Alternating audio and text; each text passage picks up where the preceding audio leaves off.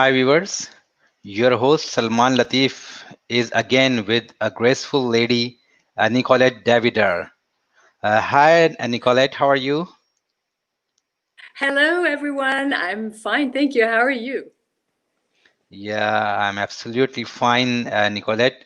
We are a little bit late due to some technical issues. So I would like to introduce with some words to a graceful lady. Nicolette DeVidar is a famous television host at Nicolette DeVidar, right? Well, the famous part I'm not so sure about, but yes. Yeah, exactly. So, Nicolette, it's really an honor for us that you are on our show. And please share your life experiences with us, and then we will move forward to the tech transformation in COVID-19. Okay, so life experience, that is a big word. Where do we start?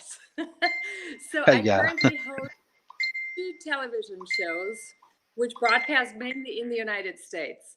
So I have one program which is called Smart Sustainability, which focuses mainly on how do we want to live going forward in the 21st century. And the other program that I host is a program specific to the world of work, the changing world of work, which I actually launched 2 years ago in 2018, where I talked about the big shift in the workplace, hence the name workplace.SHIFT. And while it was still very abstract at the beginning, when you think about now what happened with COVID, it did shift the world of work entirely. Nothing is nowadays the way it used to be. So that's where we are.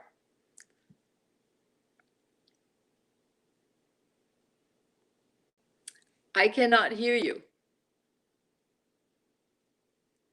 Can you hear me? Okay. I cannot hear Yeah, you. yeah, yeah, yeah, yeah, yeah. Okay. What is Urban 2050 and the television program that actually sparks, elevate, inspire fresh perspective to co-create a sustainable, human-centered 21st century? So share about, regarding this Urban 2050. Oh, Urban 2050 is a nonprofit media organization that focuses on content of all the issues that are important to build and co-create the 21st century going forward. And 2050, that has been kind of like a milestone. It's almost like a milestone marker now, just so people understand, we're in 2020. So between 2020 and 2050, that's 30 years. But in the way or the speed the change is going, if you think about it, 30 years now feels like 300 years, in just a few decades ago, because everything is moving so fast and accelerating so quickly. So it's a milestone because in 2050, I do think we're going to live in a very, very different world. Actually, I think we're going to live by 2025 or 2030, we're going to live already in a very different world. Okay, great. I would like to share your opinion on the education transformation. What's the new learning norms after the COVID-19? I think the education sector, particularly, has been at the forefront of being hit pretty hard with COVID. So they were forced overnight to a complete rethink. And when you think about it, we had online education has been present for many years, right? But most organizations saw it more as an add-on. They didn't see it as the mainstream tool or vehicle of education. So you still had the classroom experience for most education institutions. You still had, in the old world, you had the big name universities and college.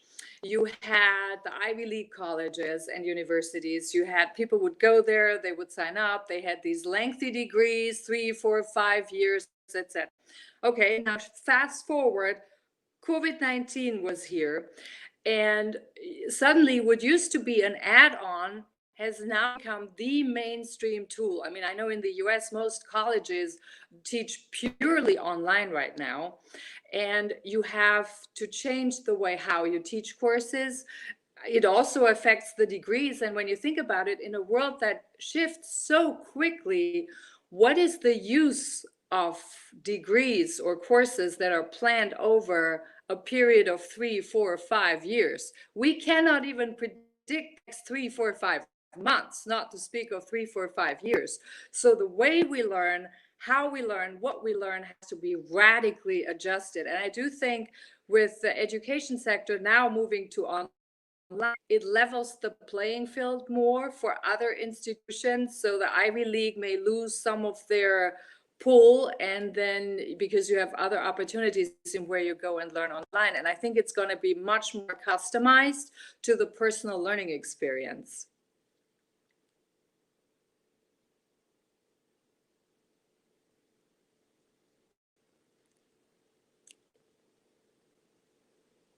I think I lost you again. Can you still hear me? Okay, sorry. Actually, I muted my mic because the one-way Oh, okay. communication. So yeah, actually, I was asking about the small and medium enterprises that survived in the COVID-19 situation. So because this pandemic has an largely impact on small and medium enterprises in the world. So what do you think about that? What they should take the strategy to be boosted again and for the betterment of the economic? Ooh, this is a tough one. I think this is a very, very hard one. So I think in terms of the economy, we're not even near the effects on the hit that the economy took. I think there's going to be a huge backlag, and we're coming more and more to realization, probably more towards the end of the year and beyond. The current economic system, the way we have, first of all, we know it's not sustainable because we live in a time where so many, even countries, they have such a high debt to GDP ratio that debt has kind of totally spiraled out of control. That's the first thing.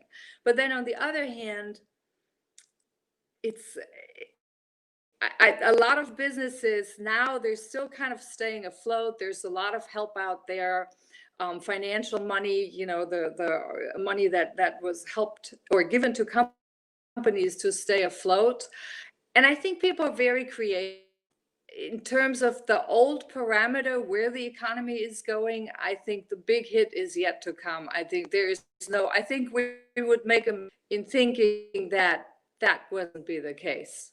And I think it's going to hit people a lot harder than most economists have realized at the onset, because particularly restaurants, whether that's small, have such thin margins that even if you shut down for a week, most businesses can't survive long enough that. And when you think about it, for 3, 4 months, and this is only, and then they reopen capacity, which safety wise makes total sense.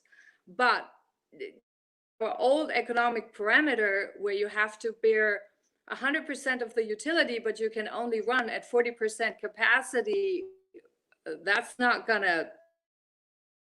And I think a lot of businesses are struggling.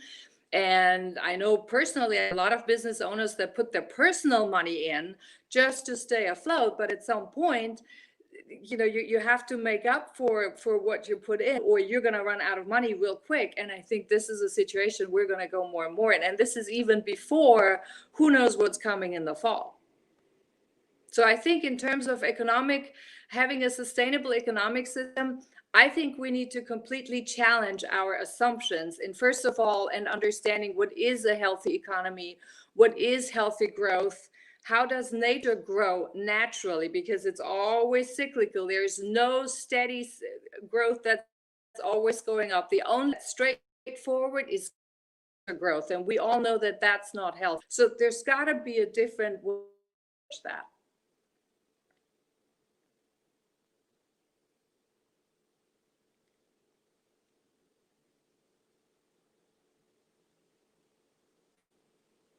You have to unmute your mic. I can't hear you.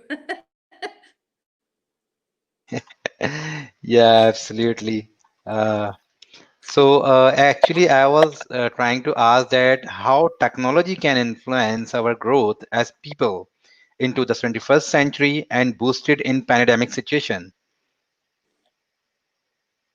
Question, please. It's breaking up.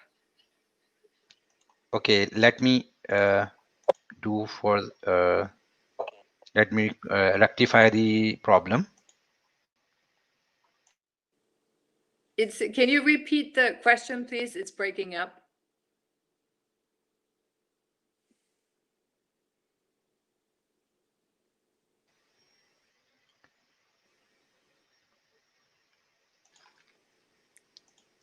Can you hear me now clearly? Hello? Hello, can you hear me now clearly? And yeah. Okay, okay, great.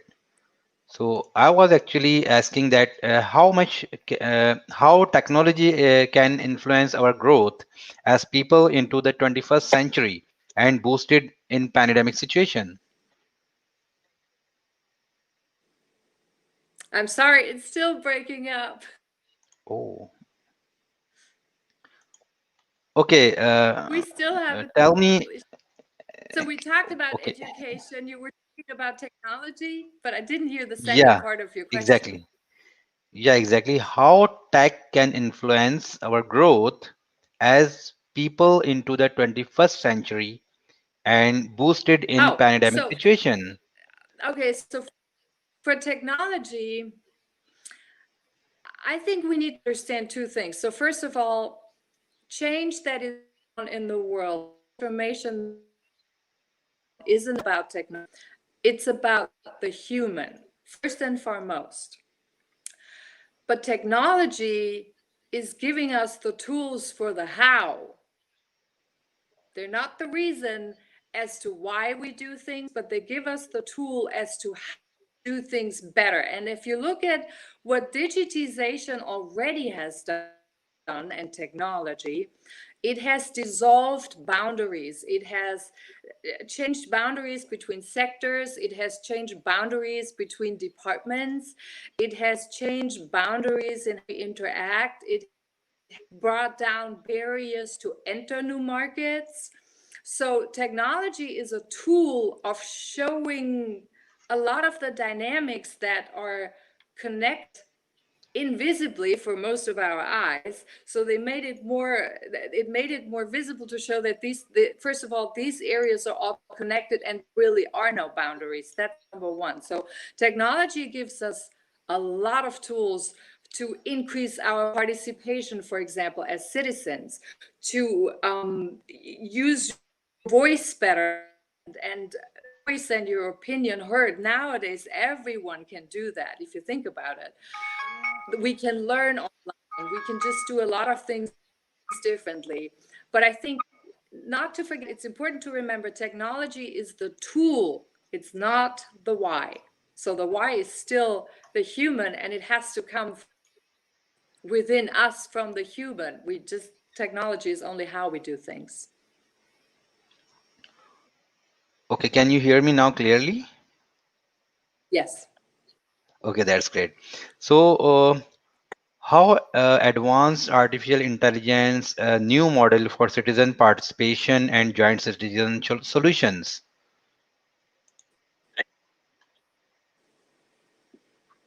It's breaking up again. I don't know if this is my internet connection. It be. Yeah, it seems that it's your internet connection because I have switched three internet connections, but it's not working fine from means it's not I think the clearly connection, but communication. Yeah, it seems yeah. Okay, I'm repeating it again. How yes. a new model for citizen participation and joint citizen solutions is provided by the advanced AI. It's the artificial intelligence. So we had a show on artificial intelligence, advanced artificial intelligence, how that can really help us advance as humans and as people. And Yeah, exactly. the most important aspect on it, what came out in the show was that it's how we interact. It really is more of a better project management platform, if you want, on a very, very big scale, where people, citizens in communities, for example, residents in communities, they can participate in decision-making processes that right now we cannot. So I think in terms of, can we use advanced AI for more engagement, for more interaction? Absolutely. And so we had a platform on there that really would show more. There were components of a possible new economic model, because you have more people as gig workers, so to speak, or freelancing, or really providing their particular services to the greater good. You could also use it for more direct decision making of citizens, for example, in saying where the money is going to get spent on in your local communities. You could say, that people have actually a direct vote, so to, in what is the community and what not. So there were a lot of different things of really interact going forward. And I think we haven't, that's just emerging. So I think within the next few years, we're going to see a big growth on that, and a lot of different opportunities in how we're going to use advanced AI for purposes like that. Okay, so why we live in times where every aspect of our lives is being transformed? Can you repeat, please? Why we live in a times where every aspect of our life is being transformed? Why? Well, the why I do not know. I just know it's happening. And actually, this is not something new. So there were a few of us, transformation people, so to speak, watched how the world was changing and how it's been picking up for the last 2 decades. So, and you could see this more and more. So there were those people who could see that world is going completely different forward. Then there were those where change was so quick that the only thing they could still recognize of the world we live in is the parts that come from the old world. And so the faster the world was changing and accelerating, moving in a different direction, ironically, the more the people who were not seeing the change were trying to hold on old ways of doing things to recognize the world they still live in. And don't get me wrong, I'm not saying old is bad. There are, in fact, a lot of the knowledge, the universal principles in how the world works is the oldest knowledge in the world. This is universal. This will never change. Even new living organisms always work on the same universal principle. And that's as old as the earth and mankind is. So there are a lot of things, and traditions have a place too. Traditions are important.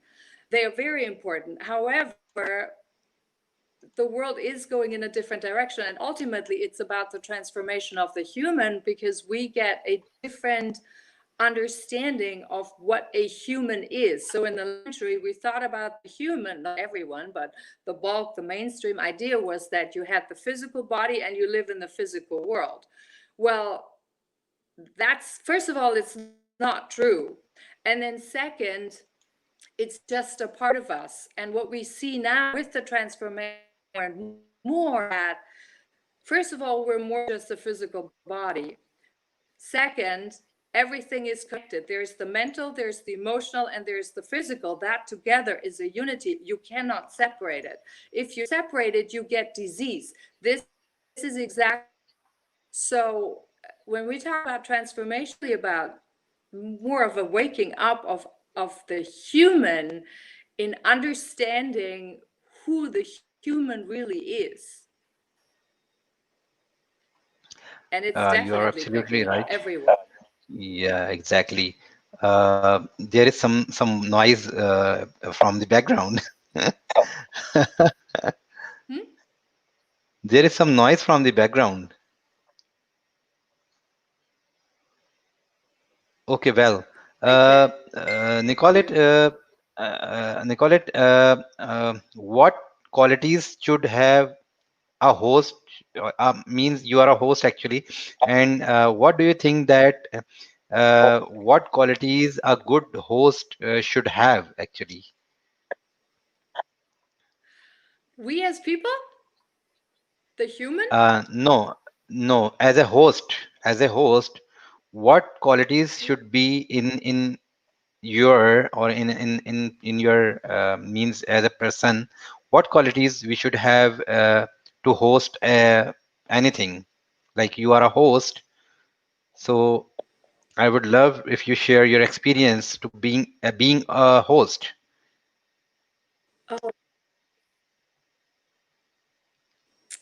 it's Can you I hear cannot me? hear you. It's very we definitely have technical issues. Yeah.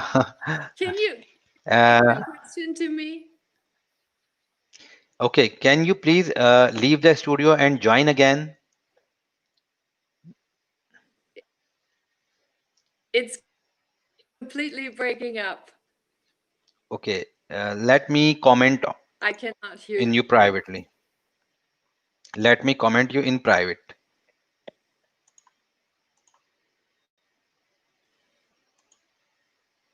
I cannot hear you. Okay, wait.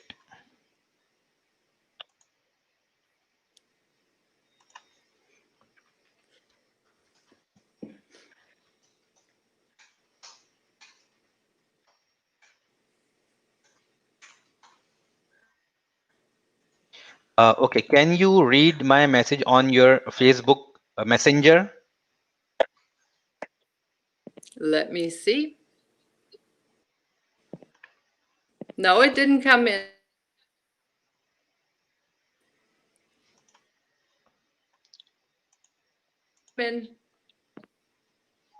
Okay, please leave the studio and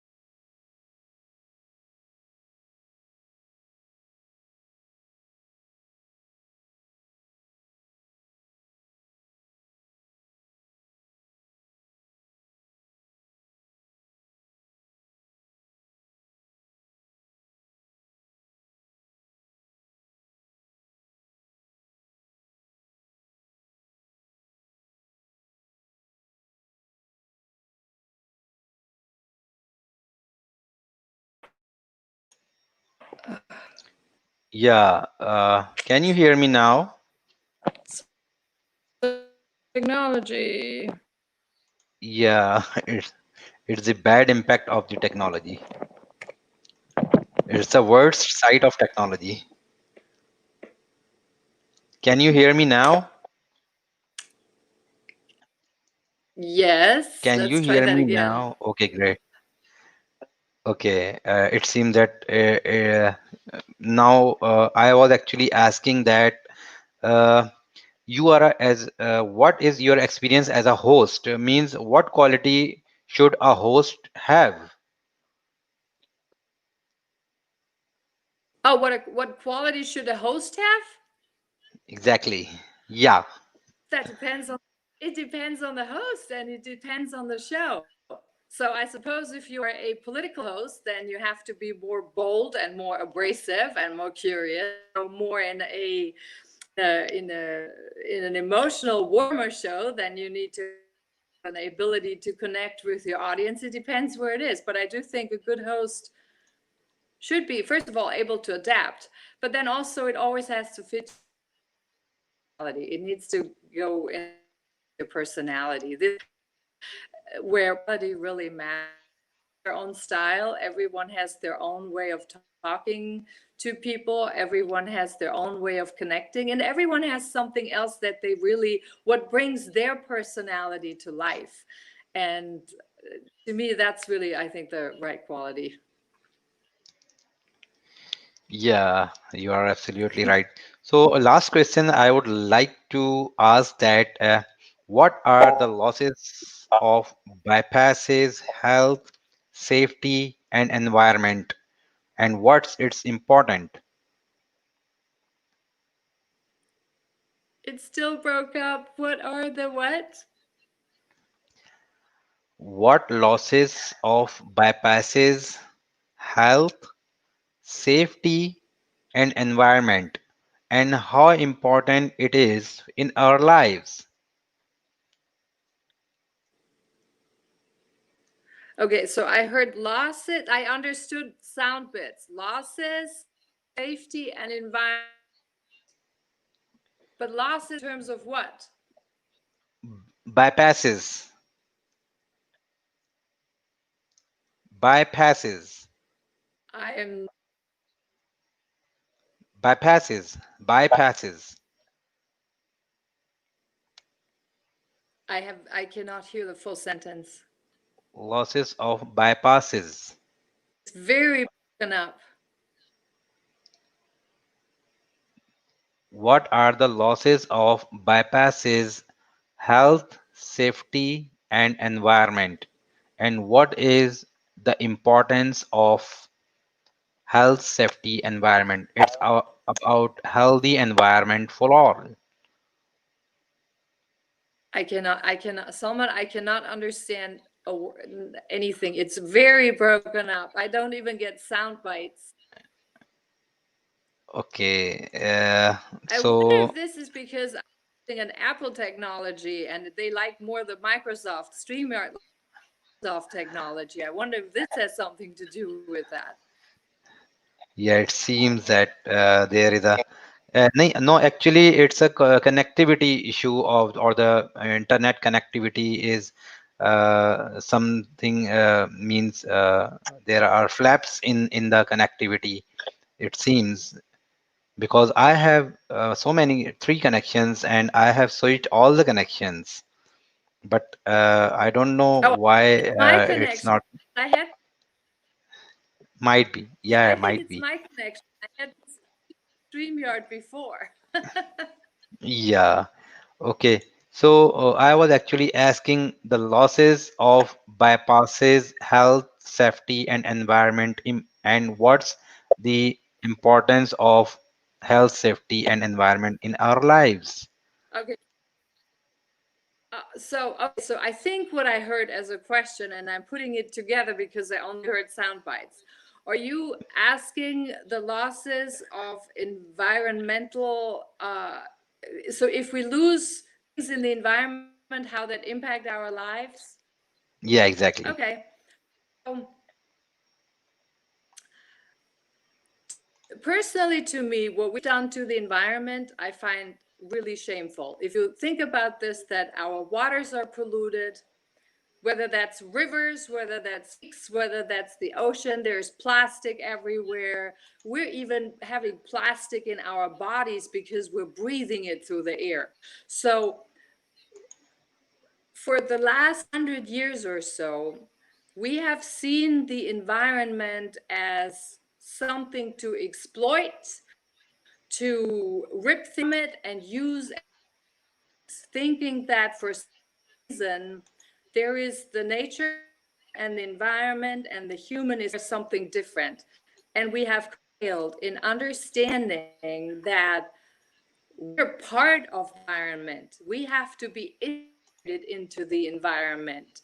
It's not that the human is environment or anywhere else. And this is not just take nature because it's giving us the gift of being abundant and growing something out of the soil. So and I think we're getting taught a big lesson. Environment, Mother Earth says I'm not doing this anywhere. And think about this, just thinking of landfill and garbage. So if you think that the Earth, Mother Earth is sort of like a body, a system, right? Would you want to have garbage into your body? I would not. This is what we're doing to the earth. And when people go and they use plastic, most of them don't even think use it.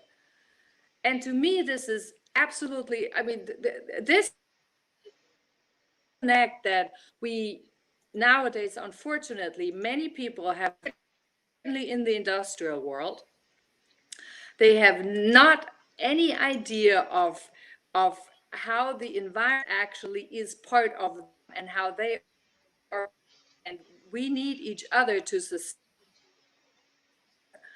And this is definitely, we're being taught, actually I think we're being taught a lesson just now, that this is not sustainable and you can't just use it and exploit it the way you want. It's a gift. We all are allowed to use it. We've been given the water on this planet, resources, there is the soil. I'm a steward and take good care of it. That's what the leadership is. Yeah, you are absolutely so I right. think we do have a way to grow on, and hopefully.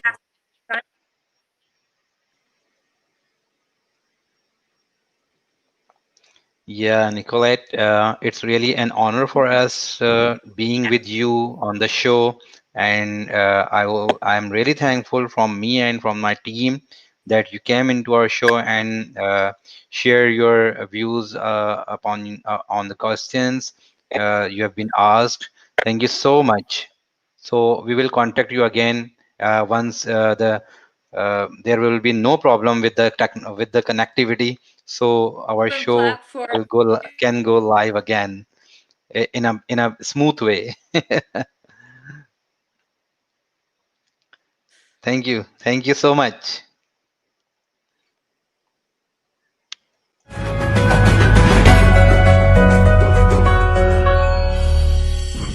Our natural environment is like a life support system. The oceans, glaciers, and waterways, the air we breathe, the land we use for food and resources, and the flora and fauna that form the intricate web of life.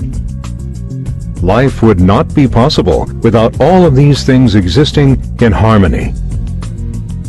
Everything we do at home, at work, and everywhere in between impacts on our environment.